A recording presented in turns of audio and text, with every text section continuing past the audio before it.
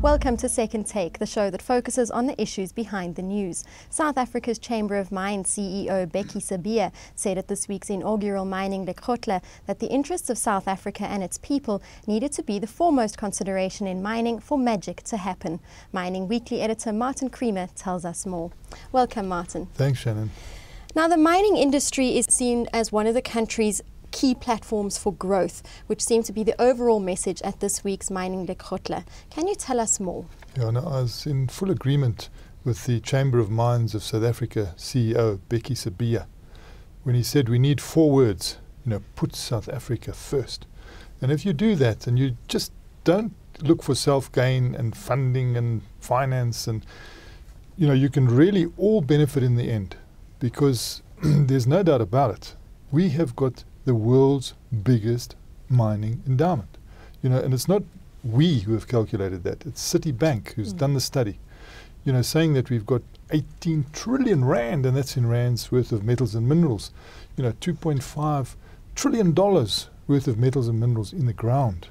And that excludes energy coal. They didn't even take energy coal into the equation. That is bigger than Russia, which is number 2. A long way ahead of Russia. Number 2. It's bigger than Australia, which is number 3.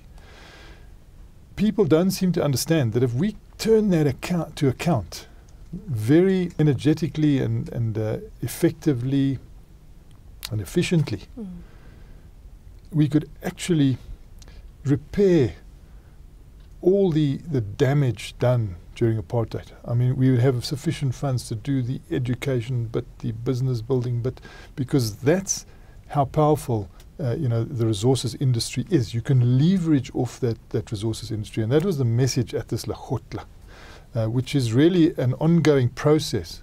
It doesn't end with the 2 days.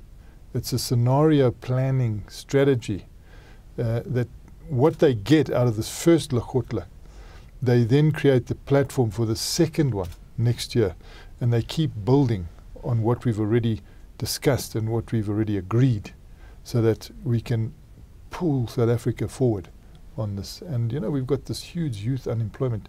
You cannot live on for many years with a youth unemployment at our level, So, and we've got the means to come out of this unemployment situation. It's not like Korea that had to rely, on agriculture. We've got both our metals and minerals, we've got our resources, we've still got quite a lot of infrastructure in place already. We can really move on this if we put our heads together, and that's what the plea is, that there can be mining magic if we just put South Africa first and work together, and that's business and labour and government and the civil society.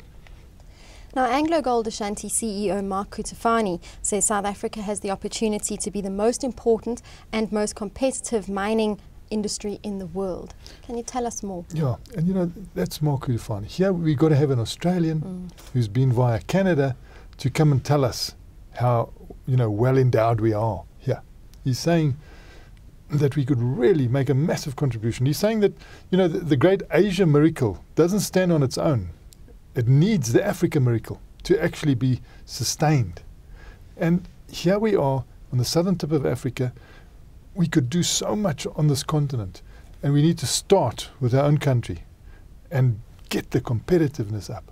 And I think Mark Cutifani is very optimistic about what South Africans can do. What he sees, having been here, as a leader of the AngloGold Ashanti and now Vice President of the Chamber of Mines of South Africa, heading for the presidency at some time, I think he's convinced that we are heading for new political policies that are going to be very economy friendly, and it's going to have at its base the mining industry, off which our growth can emerge. Now, why did they say it's important to highlight and exaggerate the mining crisis? Yes, I think that was Rick Menell coming through, also a very seasoned campaigner in mining. I mean, the name Menell, goes back decades in South Africa's business history. He headed Anglo Vaal.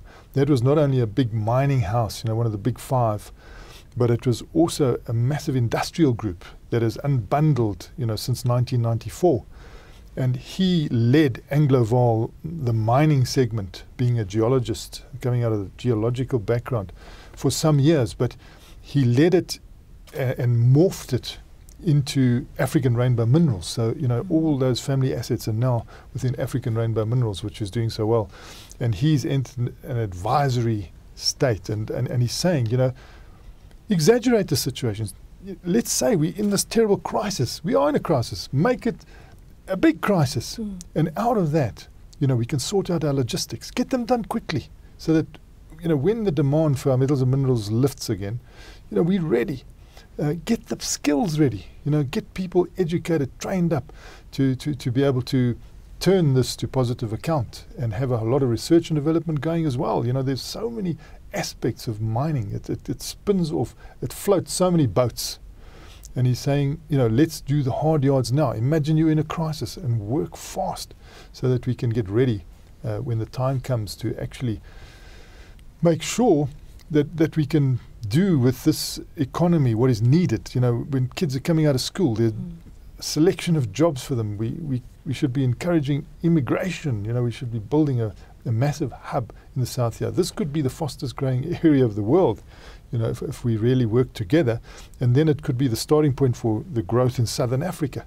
Next door to us is Botswana with this massive diamond endowment. We've got copper in Central Africa. It just needs to be worked on. We've got a potential Pilbara in West Africa coming through Cameroon and Gabon. A very good coking coal situation in Mozambique, and it actually spreads throughout Southern Africa into Zimbabwe and into South Africa.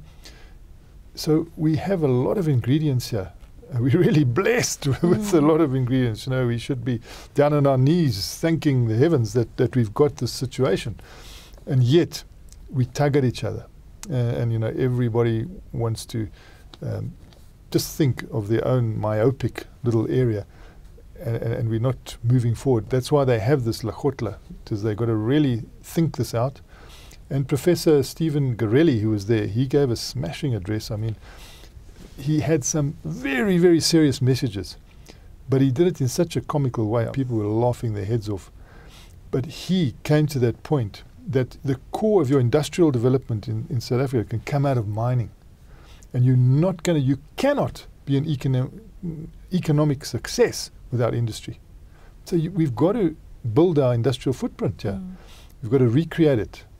He just said straight out, you cannot be an economic success without industry, and you can use mining to leverage that industry. So that whole story of beneficiation, you can see that people don't find it very easy because, you're entering a new terrain and you're a miner. How do you, actually polish and cut diamonds or whatever you've got to do? It's a different business. It's a different market. But all the mines need to be is the catalyst for that. And then we can work on, adding value to our metals and minerals in the platinum space with fuel cells and all the other opportunities we have. With platinum, we're so unique. Who else has got this level of platinum? And platinum uses are just growing. So the opportunities here, we've just got to take it. The government is creating the legislative frameworks, and they are rebuilding the mining legislation. Hopefully they'll do it very positively. I think they would have done it after a lot of discussion, not only in South Africa. They go on road shows throughout the world to hear what the world says, because this is an international business and we need that capital coming in. And if we can attract that capital, this could really be a booming economy. Thank you, Martin. It's a great pleasure, Shannon. That's the show for today. Join us again next time for more news and insight into what's happening in the mining world.